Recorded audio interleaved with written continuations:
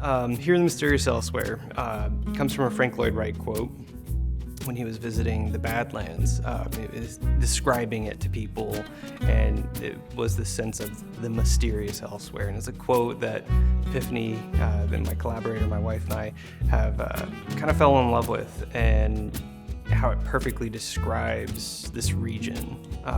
Because this is largely regarded to as flyover country or passing through country, or the in-between the destination.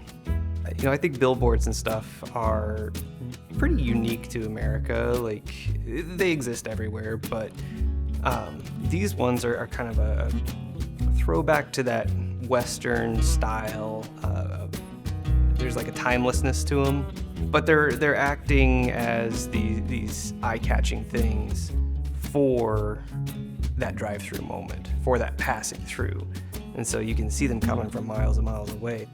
I think it started when I was like a kid. I've never been able to sleep in a car ride, like just can't. And so when we were traveling from one place to the other, I'd always be my dad and I awake and everybody else asleep in the car. And the signs were like one of the first things I really started paying attention to. There's just all these influences that like collectively, just regionally where I grew up, these things that have always existed.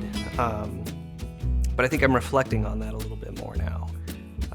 And remembering it quite a bit more, and embracing the place, and really thinking about where I want to be in my life and where I want to end up in my life. And I think the Midwest is part of that. And I think if you are just passing through, like, you're going to capture it at a specific moment. So like that memory is then like, that's how you associate that sign, that object, right? So you may have seen it when it was brand new.